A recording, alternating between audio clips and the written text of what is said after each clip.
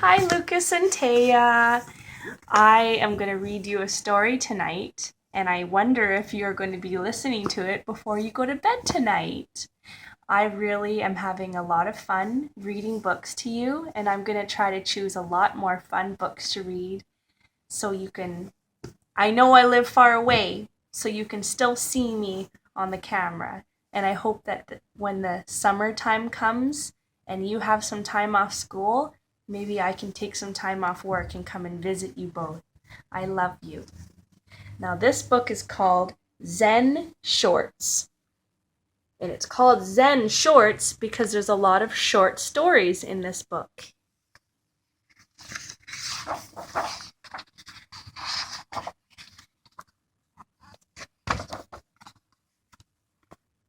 Michael, there's a bear outside, said Carl. A what? Called Michael. A bear! He's really big, and he's in the backyard. What's he doing? Michael asked. He's sitting. He has an umbrella, said Carl. An umbrella?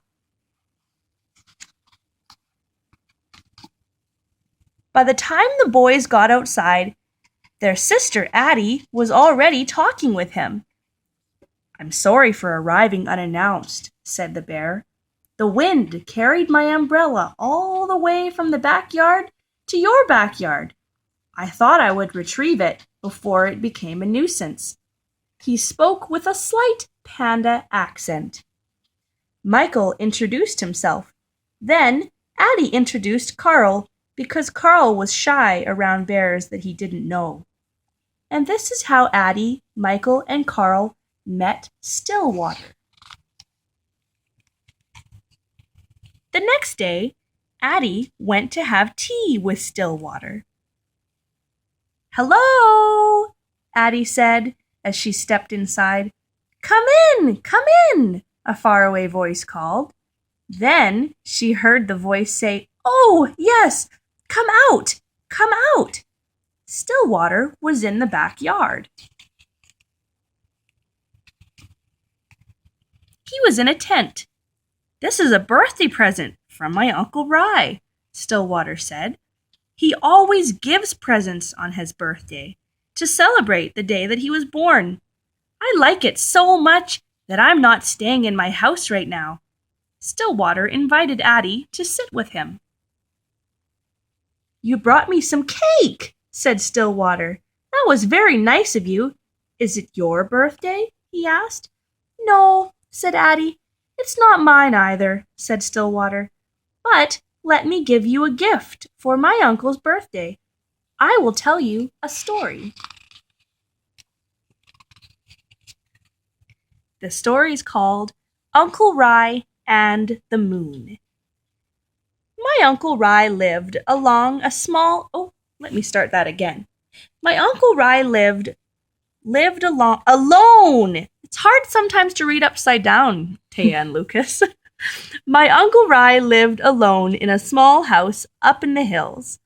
He didn't own many things. He lived a simple life. One evening, he discovered he had a visitor. A robber had broken into the house and was rummaging through my uncle's few belongings. The robber didn't notice Uncle Rye, and when my Uncle Rye said hello, the robber was so startled he almost fell down. My uncle smiled at the robber and shook his hand. Welcome, welcome! How nice of you to visit! The robber opened his mouth to speak, but he couldn't think of anything to say. Because Rye never lets anyone leave empty-handed, he looked around the tiny hut for a gift for the robber. But there was nothing to give. The robber began to back towards the door. He wanted to leave. At last, Uncle Rye knew what to do. He took off his only robe, which was old and tattered. Here, he said, please take this. The robber thought my uncle was crazy. He took the robe and dashed out the door and escaped into the night. My uncle sat and looked at the moon. Its silvery light spilled over the mountains, making all things quietly beautiful. Poor man.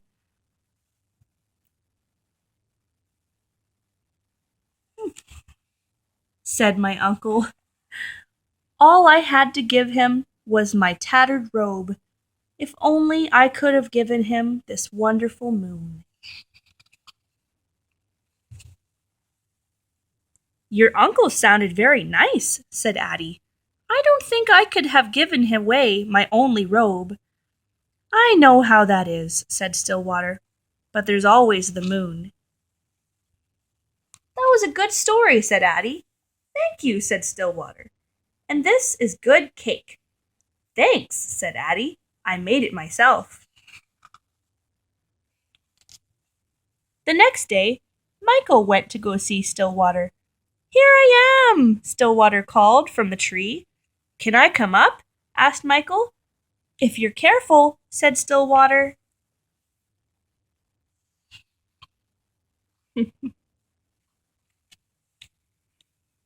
What if we could fly? Said Michael. We could cast shadows on clouds, said Stillwater. But what if we fell? Said Michael. If we fell, we might break something, said Stillwater. That would be bad, said Michael. Maybe, said Stillwater. Maybe? Asked Michael. So Stillwater told Michael a story. The story's name is The Farmer's Luck. There was once an old farmer who had worked his crops for many years. One day, his horse ran away. Upon hearing the news, his neighbors came to visit him. Such bad luck, they said. Maybe, the farmer replied. The next morning, the horse returned, bringing with it 2 other wild horses. Such good luck, exclaimed the neighbors. Maybe, replied the farmer. The next day, his son tried to ride on one of the new horses, and he was bucked off and broke his leg. Again, the neighbors came to offer their sympathy. Such bad luck, they said. Maybe, said the farmer. The day after that, the military came to visit the village.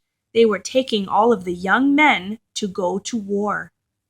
But they saw that the son had a broken leg, so they didn't make him go. The neighbors came to visit him again. Such good luck, they said. Maybe, said the farmer.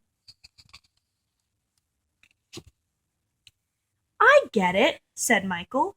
Maybe good luck and bad luck are all mixed up. You never know what will happen next. Yes, Stillwater agreed. You never know.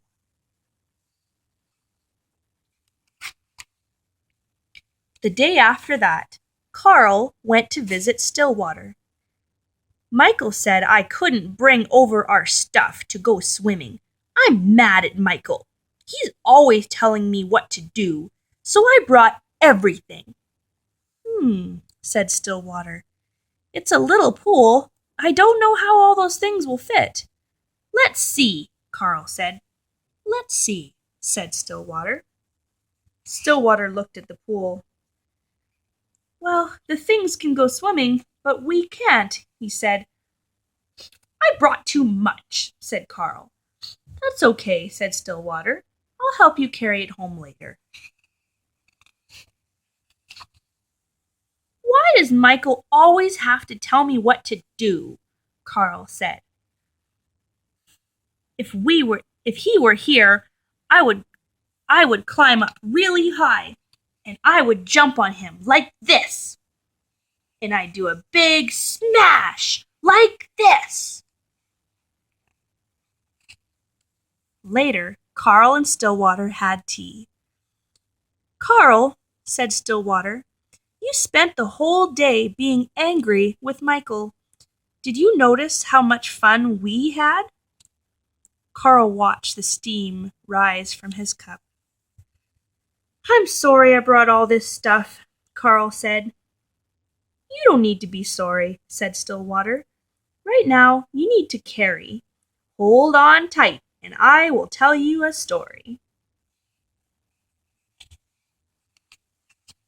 The story's name is A Heavy Load.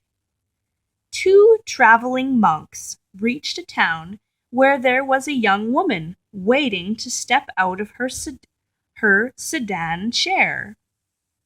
This must be the chair that she's sitting on, and this is a lady.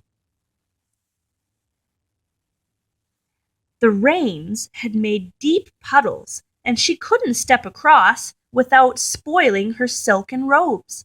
She stood there, looking very angry and impatient. She was scolding her attendants. They had nowhere to place the packages they held for her, so they couldn't help her across the puddle. So I think she wanted her servants to carry her across the puddle so she wouldn't get dirty. But they had all these packages, and they had nowhere to put them. And remember, those two monks were watching the whole thing happen. The younger monk noticed the woman and said nothing, but he walked on by. The older monk quickly picked her up and put her on his back, transported her across the water, and put her down on the other side. She didn't even say thank you. She just shoved him out of the way and left. She seemed like she was very rude. As the two monks continued on their way, the young monk was brooding, which means he was thinking a lot, and preoccupied. After several hours, unable to hold his silence, he spoke out. "That woman back there was so selfish and rude, but you picked her up on your back and carried her. Then she didn't even say thank you." "I set the woman down hours ago," the older monk replied. "Why are you still carrying her?"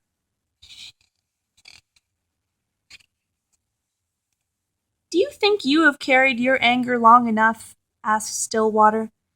"Yes," said Carl. "Good," said Stillwater. And this is how Addie, Michael, Carl, and Stillwater became friends.